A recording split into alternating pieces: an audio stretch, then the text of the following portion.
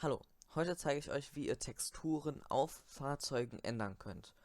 Mit Texturen meine ich Abbildungen, die zum Beispiel auf LKWs in GTA 5 sind, wie ihr die Schriften ändern könnt, wie ihr einfach die ganze Textur ändern könnt, dass da was ganz anderes steht und so weiter.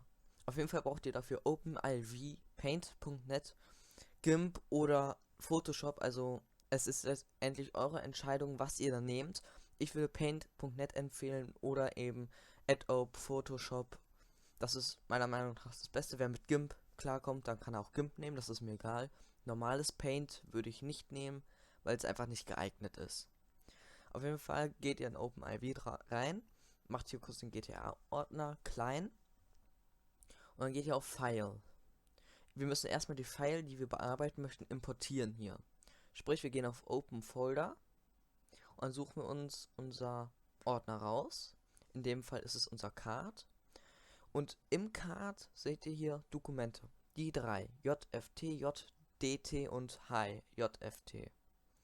Die Dateien müsst ihr importieren. Dafür ist hier der Ordner. Die Dateien werden jetzt zwar nicht angezeigt. Wenn ihr aber Ordner auswählen drückt, dann werden die hier euch angezeigt. So, um das jetzt zu machen, können wir einmal auf die JFT-Datei drücken. Dann machen wir hier einen Doppelklick aus. Und das ist jetzt ein Add-on-Card, was ich mal hinzugefügt habe. Und das möchten wir jetzt zum Beispiel ändern, dass zum Beispiel, wie man hier sieht, die 33 weg ist. Oder dieses Logo weg ist. Oder diese 33. Dass es komplett grün ist, statt eine andere Farbe. Auf jeden Fall schließen wir die Datei dann. Dann geht ihr hier drauf. So, dann sind hier die verschiedenen Dinge links und dann die Texturen. Und dann könnt ihr jetzt mal gucken, wo diese Textur ist. In dem Fall ist es die hier. Hier sind die Logos drauf, die will ich ändern. Jetzt gehe ich auf Exportieren. Jetzt gehe ich auf Exportieren auf Desktop. Das lasst ihr beides so. Das lasst ihr beides so und geht auf Speichern. So, jetzt ist sie auf dem Desktop. Hier. Und dann geht ihr einfach Doppelklick drauf. Dann müsstet ihr die Textur mit dem Bearbeitungsprogramm öffnen, mit der ihr es bearbeiten wollt. Auf jeden Fall haben wir das jetzt schon geöffnet. Und jetzt können wir auch schon los editieren, wie wir lustig sind. Sprich, wenn wir jetzt hier das Logo hier weg haben wollen, dann können wir einfach mal auswählen den Bereich. So. Dann können wir einmal kurz das Grün festlegen, welches Grün das ist. Und einmal ja mehrmals anklicken, dass bis alles weg ist. Und dann ist das auch schon weg. So. Das können wir dann hier auch machen. Bei der 33. Eben wegmachen alles. Weil wir es vielleicht nicht drauf haben wollen, weil es vielleicht kacke aussieht. Oder. Hier eben auswählen. Gucken, dass hier dieser Bereich, also das nicht, ihr dürft das nicht so machen, weil sonst wird der Bereich, wenn ich den jetzt ausfülle, dann wird der auch grün und dann ist das Texture halt ein bisschen verbuggt. Also am besten immer nur das markieren, was ihr wirklich haben wollt. Nie zu viel, wenn zu wenig, aber nie zu viel. So müssen wir mal in 2 Schritte machen. Einmal den Bereich und jetzt den Bereich. So. Wenn ihr dann mit dem Bearbeiten fertig seid, könnt ihr einmal hier auf Datei gehen oben, dann auf Speichern unter, dann wieder Desktop, beziehungsweise euer Verzeichnis, aber Desktop. Und dann ganz wichtig, per PNG speichern. Als PNG speichern. Dann speichern. Okay. Und dann wurde es jetzt gespeichert. Paint.net könnt ihr schließen. So. Jetzt sind das eure beiden Dateien.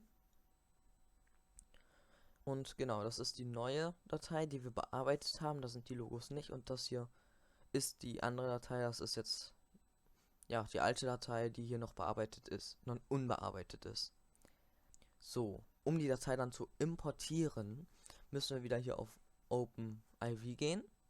Dann den Edit Mode einschalten. Und dann müssen wir bei CodeCard JTD einmal Doppelklick wieder drauf machen. Muss nochmal kurz hier den Edit Mode gucken, dass er richtig eingeschaltet ist, genau. Dann gehen wir hier drauf. Jetzt müssen wir den DXT1 merken und dann und das MIP Maps 10. Die beiden Daten müssen wir uns merken. So, wenn wir uns das gemerkt haben, gehen wir auf Replace und suchen unsere File raus. Das ist in dem Fall die hier. So, und dann wird die hier angezeigt und jetzt gucken, ob das schon hier übereinstimmt. Und dann auf Save. Dann dauert das ein bisschen, kann dauern. Und dann, wenn wir jetzt hier auf GoCardJFT gehen, Doppelklick, dann sehen wir hier auch schon unsere bearbeitete Datei, dass die Zeichen hier alle weg sind.